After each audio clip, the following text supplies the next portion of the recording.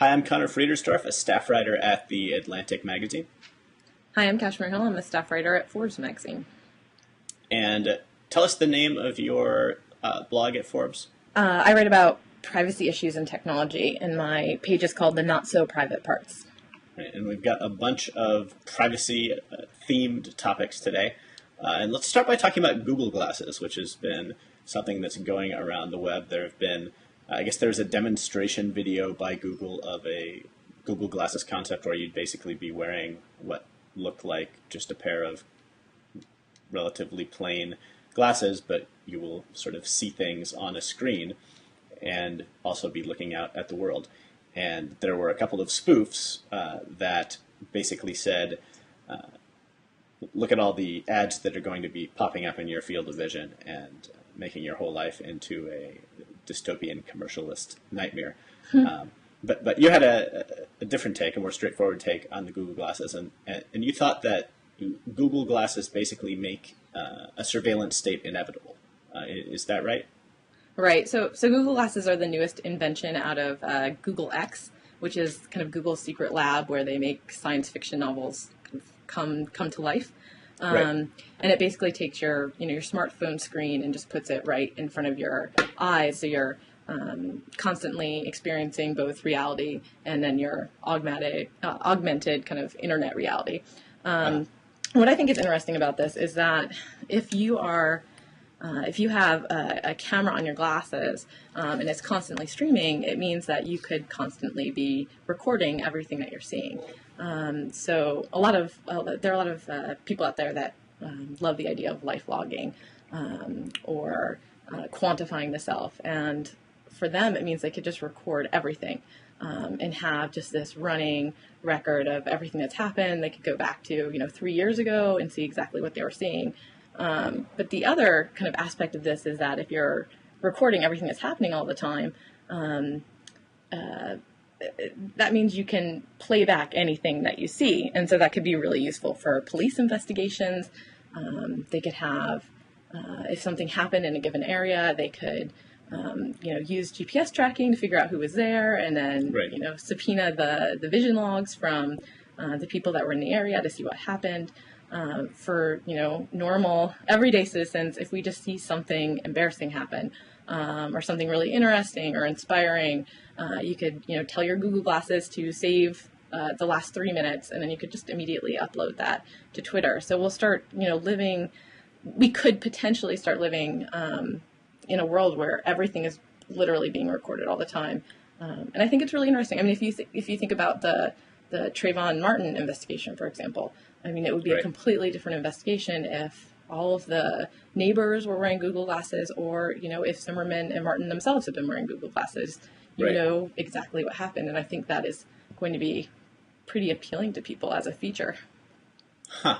Yeah, it seems like it's especially, well, from my perspective, worrisome and definitely a dramatic change when you combine it with facial recognition technology, so that it's not only these fraught moments when there's maybe a crime that happens or something that, or something embarrassing happens that become fodder for this private moment becoming a public one, but it's also just, any interaction. You're walking down the street, and if this is all uploaded to the cloud, you can imagine the future Facebook feature where you just have people's faces being tagged of who you saw in the crowd, and people can be identified. Oh, you were here at this particular day and time. It seems like we already have the facial recognition software. We're apparently soon going to have Google Glasses, and so the last bit of technology that we don't have, at least right now, in a feasible form to make it happen, I guess, is data storage, right? Right. And so that would be a question, I guess a privacy question, as this became a reality, is how do you handle storage? Does it go into a cloud like our email? Do we all have a kind of our personal servers that we're storing it on to be more privacy protective? Increasingly, we seem to be pretty happy to put everything in the cloud. I kind of don't imagine that everybody would want to have this recording all the time and to save everything. one kind of privacy protective measure that I suggested is that you could have it so it's just recording the last 5 minutes, and it records over that over and over again, or the last hour, or the last day, so that you don't actually have this really explicit log of your life for anyone to hack or subpoena. Right, but of course this protects people from themselves, but not from one another. Right. You can't control other people's privacy settings, which is a problem, right. with all kinds of technology. Right.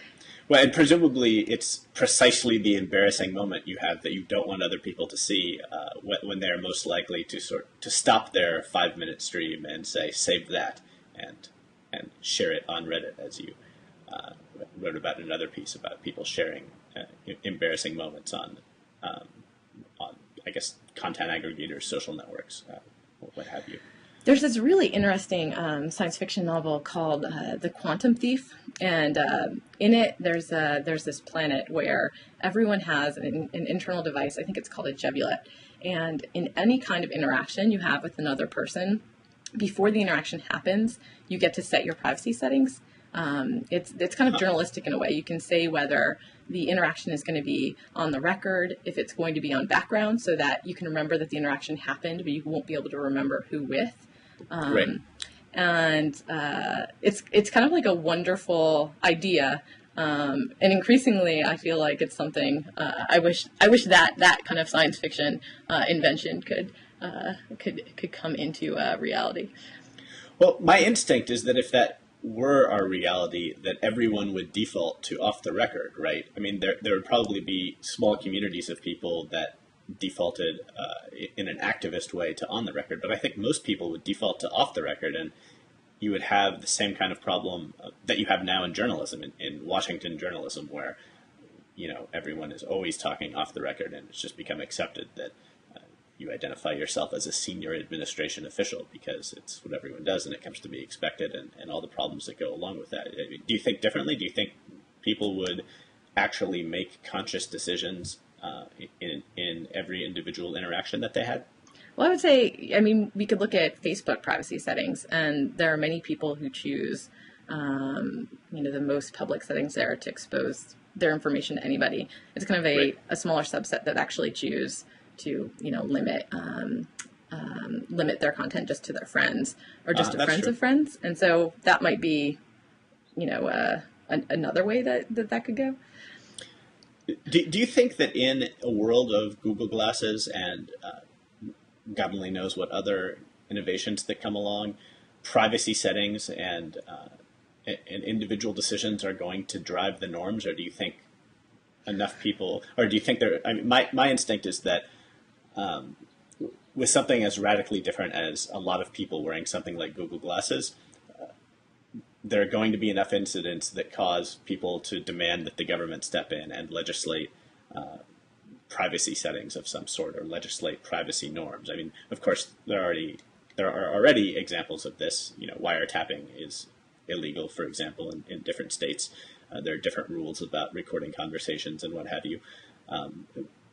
But I can't imagine that people are going to let government are going to let congressmen stay out of this. I think that they're going to demand, I want various privacy protections, maybe in a way that is a reaction to extreme cases, in the same way that we sometimes have child protection laws, for example. We'll have the, so-and-so's law of privacy protection. Yeah, I think Facebook is a really interesting case study for this, in terms of, one, you have kind of Facebook setting certain privacy expectations in the way that they design their product, and then you have user pushback when something kind of violates our expectations, and then you also have government involvement with the FTC with their recent settlement with Facebook, and kind of creating certain expectations, and they're going to be monitoring them. So it's not the easiest or best answer, but I think it's going to continue to be that kind of here in Washington. Here in Washington, they call it the multi-stakeholder process, but I think that's what it's going to continue to be. What our expectations are, what companies offer us as options, which is kind of the biggest determiner of the amount of privacy that we have, and then some amount of government pushback, specifically from the FTC. And I'm afraid that the government pushback is going to be worse on average than the typical piece of legislation that passes, because I think that there's this problem of politicians generally being on the older side of the population, and technology changing so quickly that the people who understand these products the best are not going to be the people that are making the rules. Right. I think that's a big problem, and we keep seeing it in these technology hearings where they don't have any engineers there to offer kind of true expertise. And I think part of it is, you read my blog, but I blame the media a lot for creating kind of privacy fears, and I think sometimes that companies deserve to be called out for certain practices, but I think other times they get called out for doing something nefarious when it really was just an engineering decision to make a product work better. I think it'd be better for privacy if we were a little bit more careful in terms of what we call out. Yeah, I often agree with you in specific instances. I also think that this is a case where you have so many different users of so many different levels of sophistication, especially when something like Facebook goes from being something on college campuses to something that people's grandparents are signing up for. And I think we also have this fiction. We operate in this environment where we're regularly called upon to read these ridiculous terms of use statements on sites that are, the other day I had to, read yet another iTunes terms of use service agreement when I went to buy a single song. And it's like all 43 pages? Yeah, it's like, no, I'm not going to read 43 pages to buy this new Jay-Z single. That's ridiculous. There's no possible, and it could say anything. Who knows what I've agreed to. But it's just, there is no time to read these statements. And I wonder if also there's going to be legislation at some future date about limiting in some way or having some kind of default so that we're not operating under the absurd conceit that we're all reading all of these things and agreeing to them, and we're all having this informed transaction. Yeah, I'm sure there's going to be tons of people who, buy Google Glasses and start using them, and then, 5 years in, they're like, oh my gosh, I have 5 years of my life has been recorded, and advertisers have access to it, and the police can come and look what I did 3 years ago. I'm sure that will happen. As to whether the government's, the Federal Trade Commission has said, has been kind of pushing companies to shorten their privacy policies, to be more upfront about their practices, and I think that's kind of sinking in. A lot of companies are talking about privacy by design, where you actually design these products in a way that kind of they say that you bake privacy in. And I think that's kind of sinking in. I don't know if at some point there's going to be some really big kind of legislative kick. There's certainly a lot of talk about it, but nothing seems to be moving very quickly here. Yeah, I also keep expecting there to be some company that's going to come out and say, use our email service. We're going to commit up front to never selling your data, to having extremely high privacy settings. We're going to basically give you the opposite trade-off that you make using Google or using Facebook. And it hasn't happened yet, as far as I know. Well, there's an interesting company that your colleague Alexis Madrigal wrote about recently called Privly. It's a startup where I think it's interesting because it will allow you to keep using Gmail and Facebook and Twitter, but they basically encrypt your communication so that Facebook, Twitter, and Google can't actually read your communications. They're encrypted, and only somebody with the key can see them. And so it's an interesting way to keep using those services, but to make your communications private. The problem is it's an extra step, and for a lot of people, convenience is kind of outweighs their need for privacy. Well, and it's also something that only a minority of users can ever do, right? Or else the whole Gmail business model doesn't work. Right. Yeah. So, well, let's move on to this case about a Boston College football player. Is named Jared Rudolph, and he was charged with audio taping a consensual sexual encounter between one of his teammates and a female grad student. And I see that he may face criminal charges, and he's been suspended from the team. And you were fascinated by this story. Tell us a little bit about why it interests you. Well, I thought this was really interesting, especially coming on the heels of the Tyler Clementi case and Darwin Rabi being found guilty of, invasion of privacy and hate crimes for secretly videotaping his roommate. In this case, it wasn't really a secret videotaping. So these football players live in the same suite. You have one football player in the common room and one of his roommates, in his bedroom with his girlfriend having very loud sex. And apparently, they're college kids. This football player thought it was funny. He just records it with his cell phone and then sends the sound file around. And the woman, who was a grad student, found out about it when people started making fun of her. And she got a lawyer and reported to the police. But I was going back and forth with a privacy lawyer friend of mine about whether this is a true privacy violation. In that, I think it's complicated because you're in this common space, you're hearing ambient noise. You record that ambient noise and you're then broadcasting it. I mean, is that an invasion of privacy, or are you kind of just broadcasting, projecting your own experience? Right. Yeah, I think it's a really complicated privacy question in this day and age when we all have this very sophisticated surveillance device because we have our phones.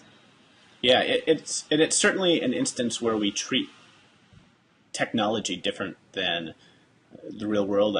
And what I mean by that is, had he went out into his hallway and called a bunch of people into the common room and, pointed to the closed door and said, haha, listen, my roommate's having loud sex, certainly it wouldn't have been anything he could be criminally charged for, nor is it something that probably he would have been suspended for.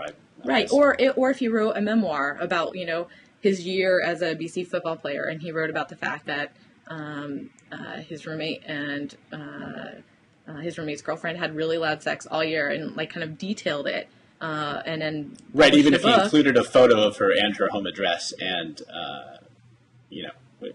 you can imagine a way that he would write about it that would be a more extreme invasion of privacy, but where he would not be legally culpable. At the same time, I guess, to play devil's advocate, maybe the difference here and the reason for these rules is that there's a permanence to the audio file that there wouldn't be to calling friends into a room, though there would be, I guess, to a memoir.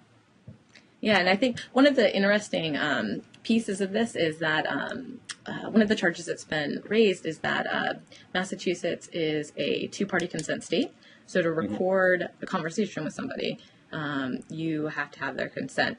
So, I mean, my immediate reaction to that was is this really a conversation that you're recording, or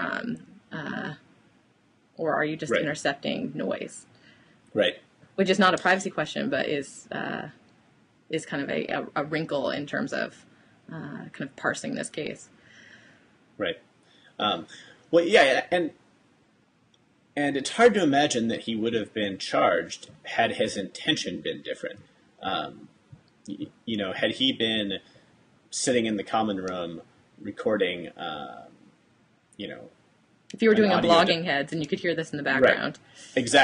Exactly. Then this would be captured in the same way, and yet it's hard to imagine that he would have been charged. I don't know if the legal question would have turned on intention at all. I suppose not. But I mean, I kind of feel like she has a civil case. There's kind of an emotional, intentional infliction of emotional harm. I just don't know if this should be a case that's in the criminal courts. And I think we're still trying to figure out kind of what invasion of privacy is in the digital age, and what's okay and what's not okay. There was this other case of there was some guy at a Burger King, and there was a married couple there who were having a kind of marriage-ending fight, and he started tweeting it. and he included photos and kind of explicit pieces of their conversation. He even made a video, and it became a huge story. It was on Gawker. ABC News picked it up, and the couple was never identified because we don't have that facial recognition technology yet. But and it was in a public space as opposed to this being in more of a private space in a shared home. But they're kind of like similar privacy invasions. And I see them both more as a breach of kind of etiquette and norms, and I'm not sure if they should be illegal.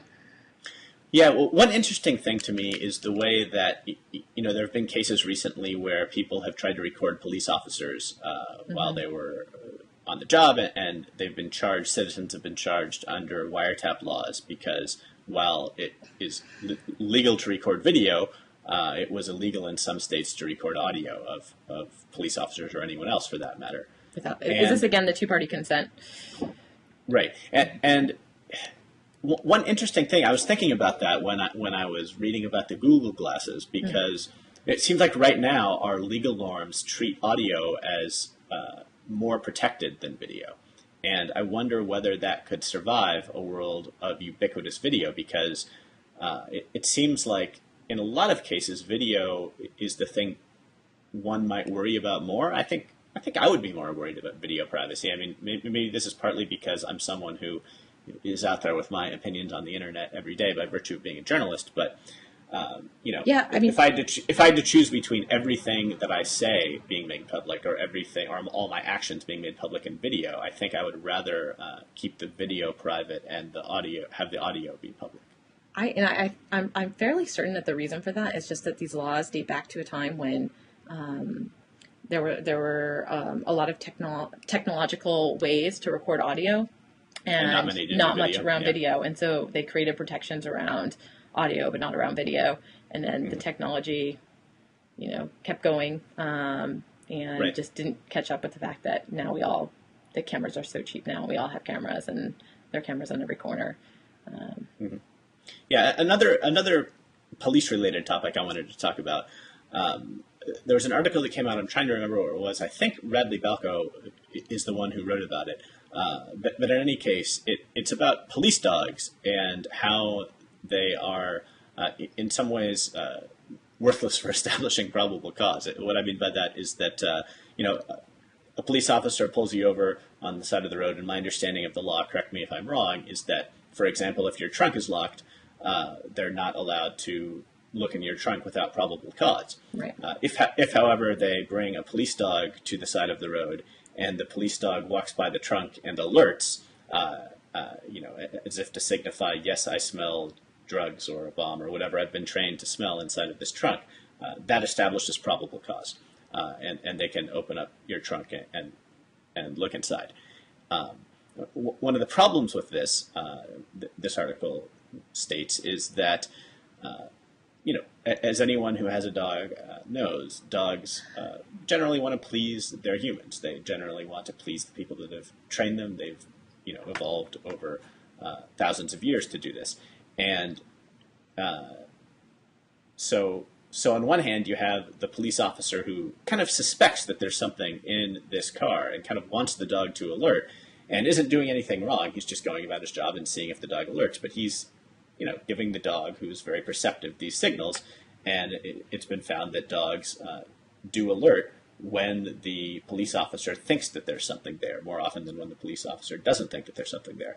And of course, you also have the problem of a police officer who is actually not following the spirit of the law and is doing something that causes the dog to alert and then using that as a pretext. And it seems like the Fourth Amendment is worth nothing if that can happen.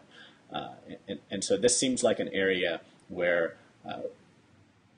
we should not, in fact, treat police dogs alerting as probable cause. And you were mentioning something about how in an analogous circumstance we don't treat it that way if it's not a dog but something else. Well, what I think is interesting about this is, okay, so the solution for this would probably be to have like a robotic dog, or maybe not a robotic dog, but like some kind of device you could carry around, and it has the same kind of sniffing capacity of a dog, and it could pick up on the presence of something.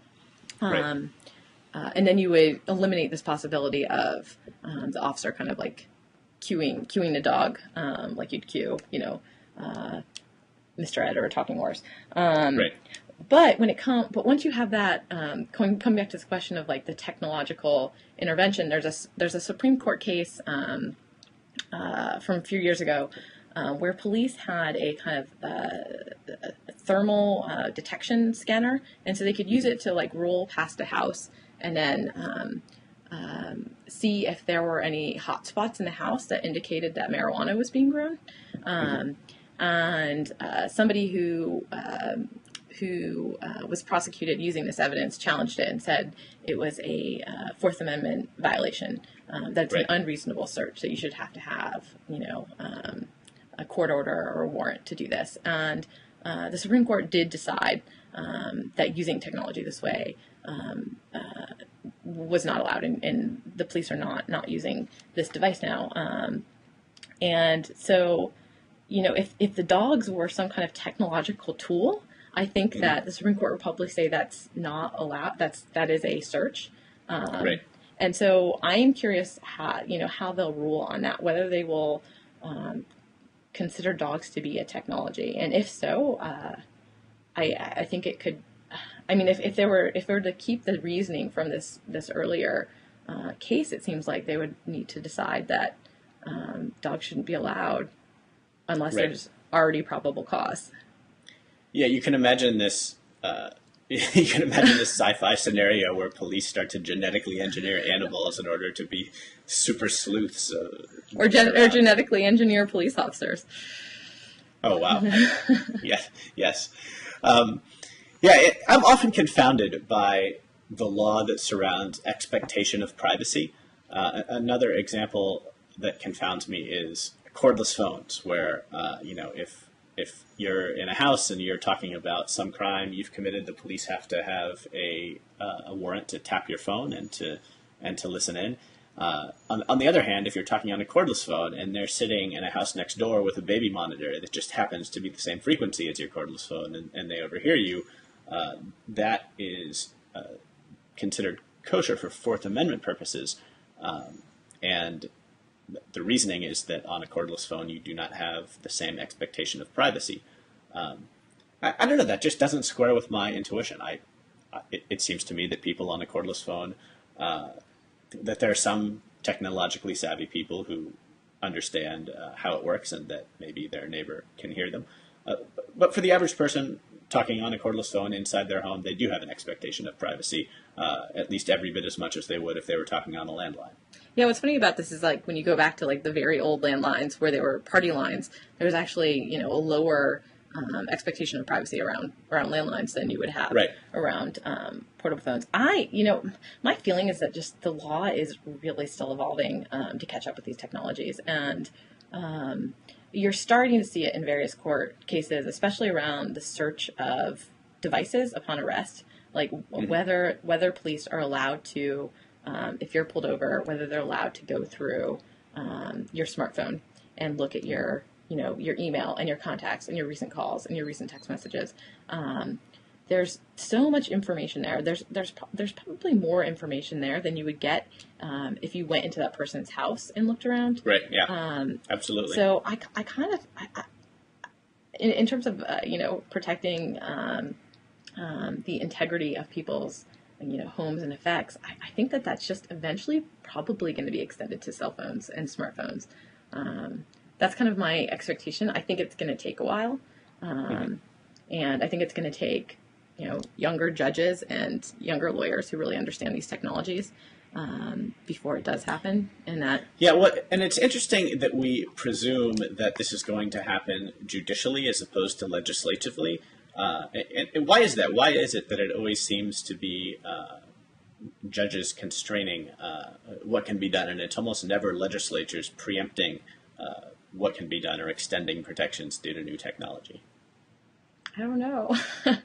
I don't know if it's just like you get enough of these court cases where legislatures realize that they should act. I don't know. It's, I understand that there's political pressure to be seen as tough on crime and to not do things that are going to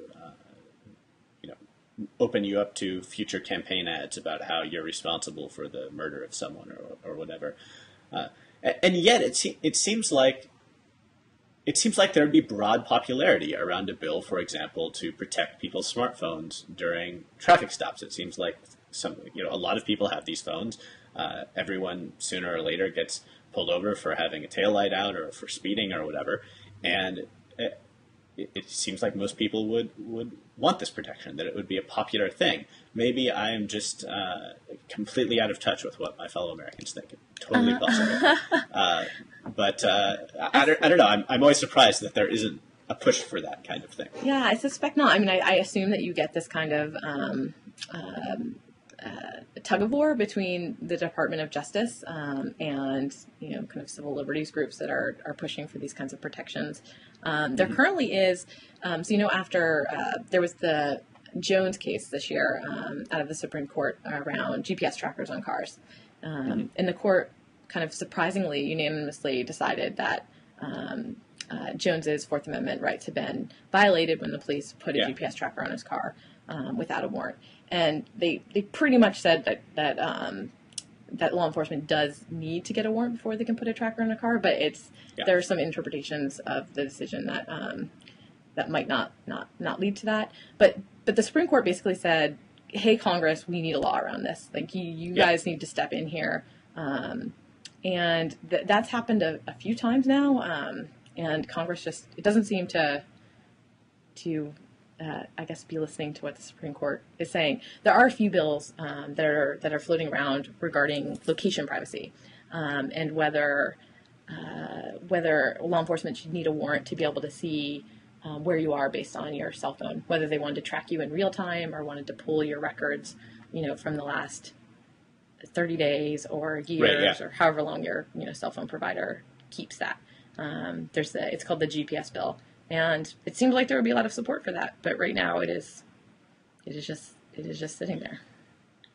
Yeah, I suppose the Larry Lessig response to all of this would be, of course, Congress hasn't acted because there is no relevant industry lobby that is pushing them to protect privacy. So even though they may want to do it, even though it may be something they theoretically want to do, even though it may be something that consumers theoretically want. They're ultimately going to focus on the areas that are ripe for sort of divide and conquer political strategy, or else getting campaign contributions. I wonder if you're the legislative affairs strategist at Facebook or Google, though, if you don't want to push some sort of privacy legislation on the presumption that it's going to come up eventually, and better that you shape it than not. I guess they'll just shape it anyway. There is actually a group that is pushing for reform of the Electronic Communications Privacy Act, and they have it's called Digital Commons, and it's they're working with like various civil liberties groups here, Center for Democracy and Technology, and Google is on board, Facebook is on board, AT&T is on board. They all would like ECPA updated just so they kind of have clearer guidance in terms of like when they're supposed to be turning stuff over and when they're not. Right. And so you actually saw a lot of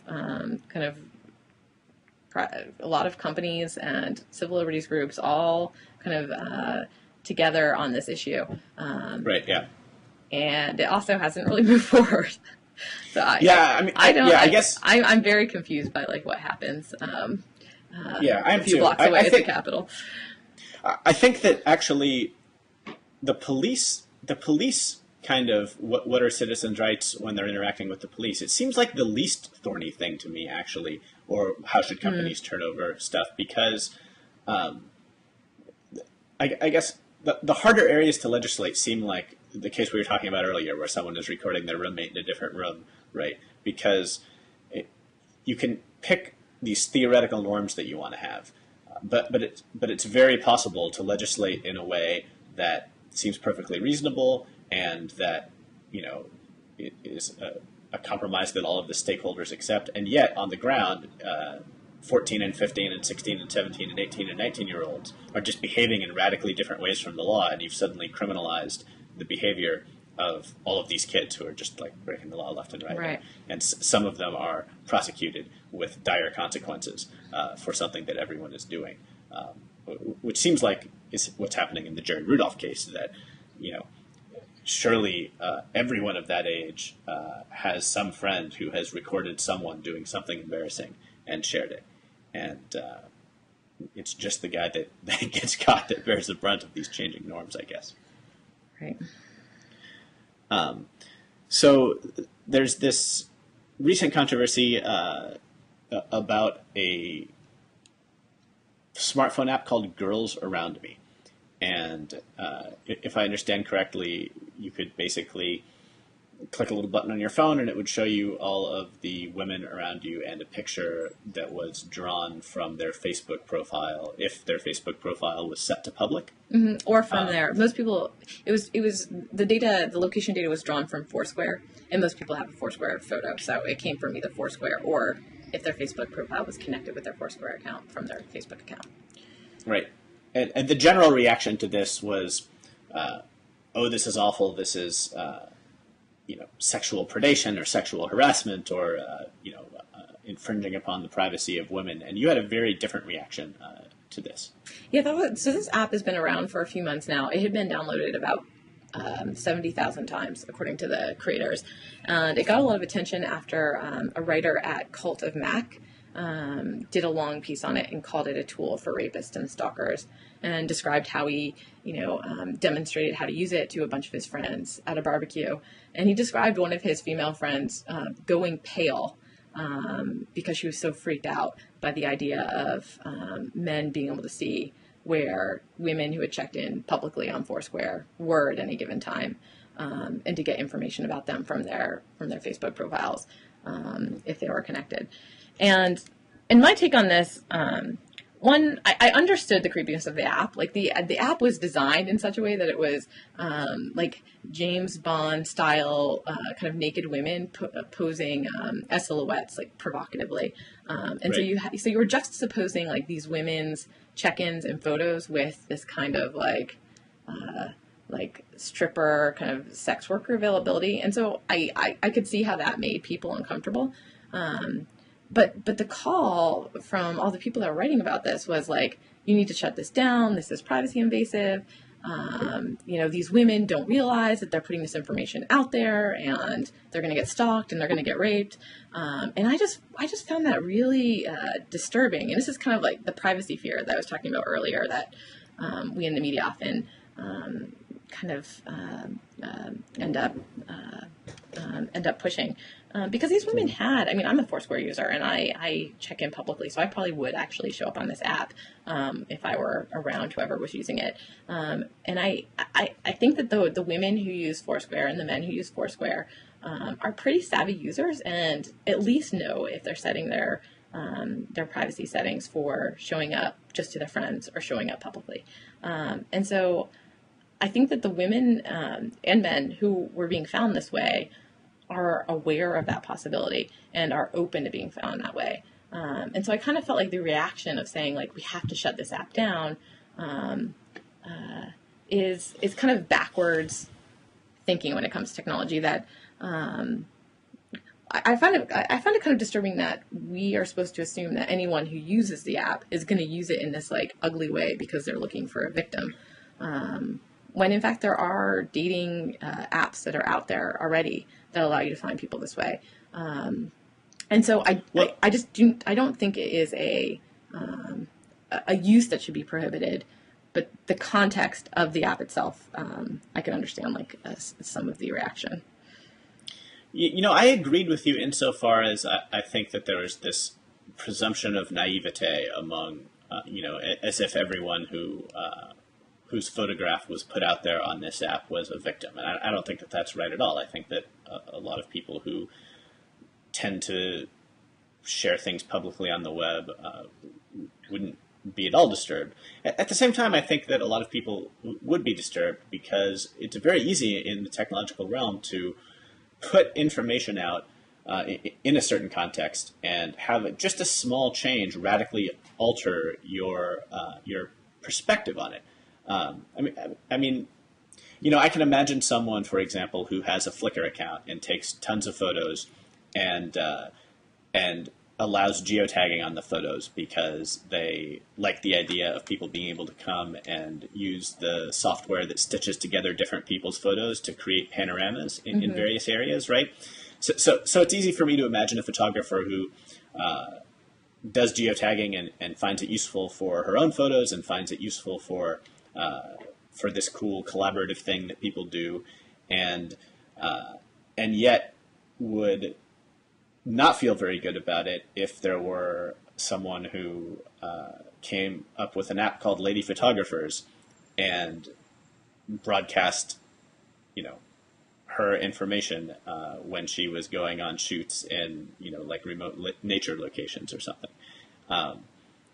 And I don't know, it just seems like the Girls Around Me app was that kind of thing. For some of the users, it was, I put my information out to be used in this context, and it was used in this other context. And by this other context, I don't just mean a site with naked silhouettes around it, but just, just the dating context is different, right, than the Foursquare context. You made what I thought was a very astute point, or maybe it was, I can't remember actually if this was you or someone that I found talking about your article, but the point was that that dating sites, that a lot of people use Facebook, right, for dating, but the fact that it isn't labeled a dating site is very important to people because there's this different way that people react, right? And I think that it's the same thing with this Girls Around Me thing. These are people who there are some people who would not have agreed to opt into a dating site, who were sort of opted into one, and despite the fact that they put out all of the information that was then broadcast and willingly shared it publicly, they willingly shared it publicly in a non-dating context. And I don't really know how you figure out the etiquette around these things, right? Because there are all sorts of ways where the information that people put out is, useful or cool or beneficial if you tweak it in some other way, and it isn't feasible to go and get individual consent for every conceivable thing you might do with this. For example, stitching photos together into a big panorama. I don't know. I guess. Yeah, it's a complicated. If this app had just been people around me, and it was just a kind of like get to know who's in your area, see which bars are hopping. I think it would have, and there are apps like that out there. I don't think it would. It might have raised concerns among some really protective privacy folks, but I think most people would have been fine with it. And I do think it's a valid point that the context change bothers people, and that if you are deciding to be part of Grindr or part of Blender, that you have opted into the dating app aspect of it. And yeah, there's not really, as far as I know, an easy way for these apps to say, are you okay with being part of this app? It would have to come from, Foursquare or Facebook to decide how to kind of divvy out their data. And I just worry. I think that is too restrictive in terms of really good uses of these technologies. So I don't know. My kind of feeling is that there will be a few bad apples, like Girls Around Me, and then there will be pushback, and then they will, change how they're using the information, or they will die the death that Girls Around Me is gone. Foursquare shut down their access to the API, and shortly thereafter they pulled their app from the iTunes store, and then the company that was funding them, iFree, said we're not giving them any more money, and we're completely pulling away from this. So I don't know if people figure out kind of figure out these kind of tricky context issues on their own as some things fail and some things succeed, or if we have to come up with. I mean, this is something that is in the most recent kind of privacy white papers to come out of the Department of Commerce and the Federal Trade Commission, that various kind of companies using information need to respect the context in which the information is collected, and then you only reuse that information in the same context. Right. But the larger question for me, and I don't know the answer to it, is whether we're headed for, whether we're now in a period of disruption when new norms are developing and we're eventually going to settle on new norms, or whether we're just constantly going to be facing innovation and changing norms and many generations that have used technology in different ways, and there are just never again going to be settled technology norms, or at least settled technology norms that last for longer than 3 years or that transcend generations. And I guess I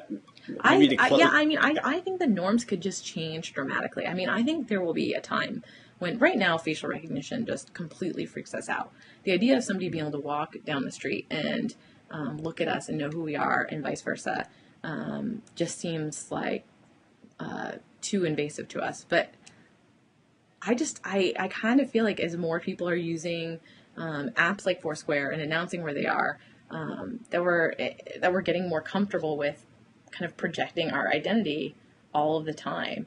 And I could imagine this being something, I mean, you could opt in and opt out, but I don't know that in 10 years it will be strange to be walking down the street and be identifiable to a stranger. So I guess zooming back, is it your general contention that privacy is just doomed, that we are no longer going to be able to be private people in anything like it was conceived, 5 years ago? No, I am not on the privacy is dead camp, which I see all the time. I mean, if you can go back 20 years and find these like privacy is dead, why privacy is dead now. And so privacy is either a vampire or a zombie that just keeps coming back to life when people have declared it right. DOA. I just think that privacy is kind of going to continue to, I don't think it's doomed, but I think it will change. There are things now that we just don't consider private in the same way. I think Facebook would have been maybe horrifying to people 30 years ago, but now we're really comfortable with like having a kind of persona out there that is accessible to any person at any time if they know your name. And I just think in that way, privacy will continue to change, but we'll still want information that is kept private in certain contexts. Privacy, right. Information that is kept back from certain people, and we're just going to have to find kind of new technological means to do that. But yeah, I do think privacy norms will absolutely continue to change as new technologies change the way that information flows. I wonder if one change that we're going to see is that the way people keep private is going to change from walling off data about themselves to flooding the zone with data. I keep thinking that we're soon going to see a company, maybe one already exists, that you'll sign up for this company and they'll sign into your Google account and they'll just Google all sorts of things. They'll Google innocuous things, they'll Google offensive things, and what this will offer you is plausible deniability for the entire future, right? Because when someone comes along and says, oh yeah, Google got hacked by these people that released this data, and look, you were searching for this and that and the other thing, you'll say, oh no, I'm one of the many clients of this company that Googles all sorts of random things at random intervals, and so you have no idea if what I typed into the box or what they typed into the box, you can't distinguish between the two. What about the security risk, though, of giving that company access to your account? Yeah, there's totally a security risk. It's totally a trade-off. But I think there are all sorts of areas where you can imagine this sort of thing, right? I mean, if a friend came to me and said, yeah, I don't, I was caught in a photograph doing this really embarrassing thing or doing this really awful thing, right? And there's no way to get it off of the internet now. It's just everywhere. Maybe the right thing for that person is, Photoshop himself into various compromising things and create a whole meme around it. And, a page where someone else is saying, yeah, I'm going to Photoshop you doing offensive things, and create a whole alternate universe that just floods the zone with data so that you can't know it's real anymore. And it seems like that's going to be the only solution for people who are embarrassed or have some piece of information out there that would embarrass them or would discredit them. And I think a lot more people are eventually going to take that approach. That they're going to be forced into a world where, because of other people, they can't control their own privacy settings, and the only thing left to do will be to create fictions around themselves. I have seen this idea floated around only by individuals. Somebody who says that, like on Facebook, she puts in a lot of false information just so Facebook doesn't actually know her. I put false birth dates into almost like every site that I use. But the current approach, as I'm sure you know, is to flood, do the information flood, but with like positive stuff. So you can hire a reputation defender to create a whole bunch of sites to kind of push down the negative content. Right. One problem I think is that technology kind of keeps up with subterfuge. So even if you did this, I think you could tell, there would probably be ways to identify who was signing in at any given time. So they'd say, oh, well, you have these 3 Google searches that are pretty incriminating and they came from your IP address, whereas you have these like other, 5 that you're pointing to as proving you innocent and they come from someone else. So from some other IP address. I mean, you're certainly right that technology. You're certainly right that there's a sophistication that would be a constant arms race if this kind of thing were to take hold. But I also think that sometimes it doesn't have to be sophisticated enough to really fool someone. I mean, for example, say you're coming out of college and you're getting a job, and you know that if an employer Googles you, they're going to see something that you don't want them to see. It seems like one thing you could do, right, is to create an internet identity for a separate person that shares your name, right? Right. So you create a Facebook profile for them, you create a history for them, you make it look in various ways so that it's this other person who is the one who did this bad thing, right? And all you would theoretically, it's not that it would be very hard to do to the level of, a private investigator is looking into this. Can you fool him? But it would be much, much easier to do if it was just someone is going to do a cursory Google search for my name when they're about to hire me. And so I think that even with the technological challenges, I just bet that this is something that's going to happen in big ways and small. And I wish I knew what the commerce side of it was going to be, because I would start that company now. But alas, I don't. I am but a humble journalist who cannot code. The other option is that we all just start living like really staid lives and never do anything bad, or that as a society we become more accepting of these kind of like strange things that happen in people's lives. But I could imagine your kind of a kind of like reputation muddying service potentially working out. Right. Yeah. We'll see. One thing I wanted to say regarding the norms that we were talking about earlier is something that a lot of the kind of anti-privacy community points to now in terms of this is caller ID, and that when caller ID was first being established, the privacy was first being introduced as a feature. Privacy advocates completely freaked out and said it was horrible. Every time you called somebody, they would know who you were. That this was like a really terrible invasion of privacy.